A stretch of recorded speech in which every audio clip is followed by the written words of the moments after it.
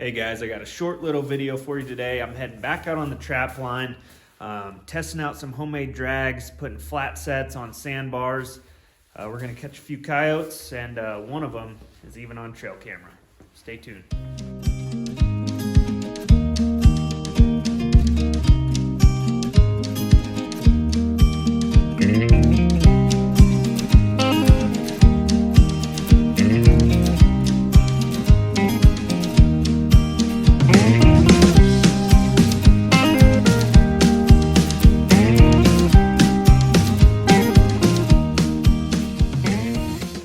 All right, guys, we're out here on the water line and have a few coyote and cat traps here on this property, but mainly focusing on the beaver and the coons, the mink. But we got just a stake tied set right here on this sandbar trap in between these two mounds of dirt. Got some fake fur wired into the ground, a little bit of cat gland there, urine, and medicine wolf food lure. But tracks are coming up and down this sandbar.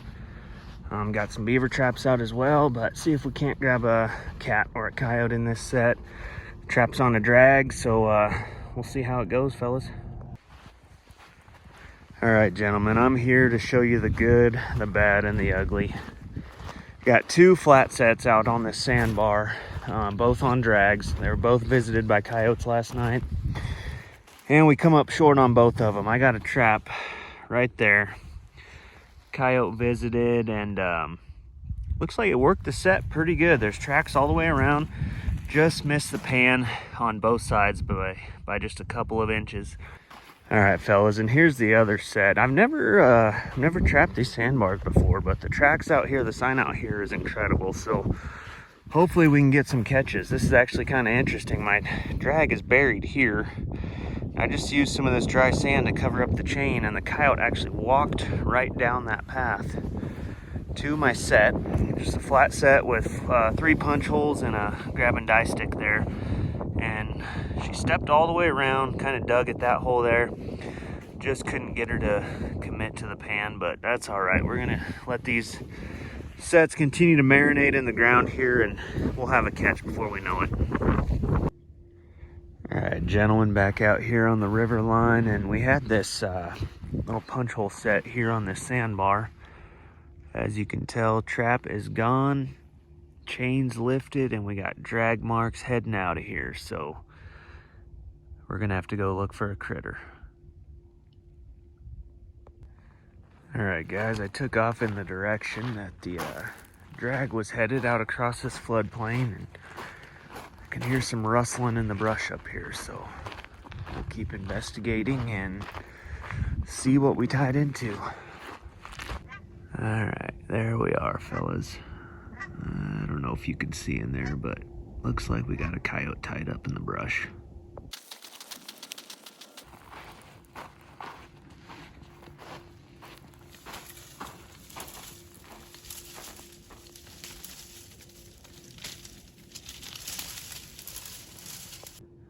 All right, guys, as you can see, we're about 120 yards from the water's edge on that sandbar where we caught the coyote.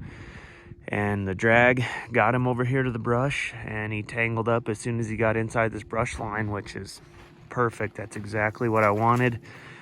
Get that trap away from the set. Coyote's tangled up over here waiting for me. I can take care of him and take that trap back and put it right back in the bed. And we'll be on to the next one, fellas. Decent looking coyote for down here on the river. Actually, usually they're pretty nasty and scruffed up, but good looking young dog there. All right, guys, I went ahead and got this set put back in. I just want to take the time to emphasize to you how important guiding is at a set, even for the coyotes. You know, everybody says you can't overcrowd a coyote, you can't guide them, but there's some merit to that. But I say that you can, not only you can, but you should. If you don't show that coyote where to step, he doesn't know where to step. And if you'll remember, a few days ago, I showed you both of these sets on the sandbar, and they had both been visited by coyotes the night before, and I missed them both by just a couple of inches. So after I took that video, I came back and I added a little bit of guiding to this set, not much. just some subtle stepping guides, and as you can see, it worked and we were able to get that coyote caught last night. So I'll flip this camera around. And I'll show you how the set was originally and then what I added to it. And then we'll go ahead and we'll get on to the next one, fellas. All right, guys, so the set pretty much looked like this originally. I got grab and die stick here, and I had 3 punch holes around the trap. Pan is there. And I originally had a paw print here and a paw print here. What I did, all I did was I took this little piece of this driftwood, placed it up there. Our wind is blowing towards me or across this way, so that kind of blocks them off from the back. I just threw that little stick in there, put a stepping guide here and a small stepping guide there. Get back, Russell, get back. And maybe just a couple little stones around the trap, and that's it, guys. So punch holes are pretty much covered up. I might throw a little bit more lure down here and we'll be off to the next one. All right, guys, there's the completed set. All I did was add a little bit of coyote urine to that backing, and I threw a little bit of my cat scratch fever lure up underneath that driftwood. So we're ready to go, guys. Got the chain and the drag basically buried, and we're gonna keep on checking.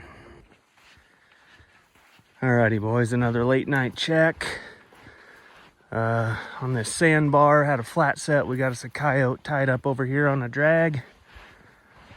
Looks like a decent little coyote. Looks like a double front foot catch as well. Yeah, sure is a setting sun, fellas. We'll get him taken care of and we'll slam this set back in the ground. All right, guys, pretty cool catch on that big old female, double front foot catch. I'm gonna put the trail camera footage of it in here right now, but pay attention, it happens fast. She comes barreling in there, both front feet right on the pan of that trap, guys. Check it out.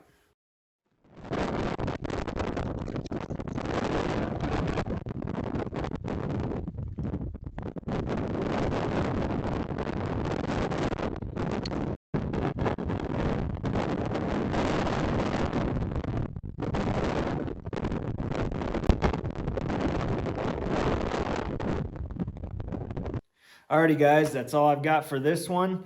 If you've made it this far, if you've gotten anything out of the video, please consider subscribing to the channel. It's free, guys, and I definitely appreciate it. If you have any questions, comments, or video ideas, please leave them below.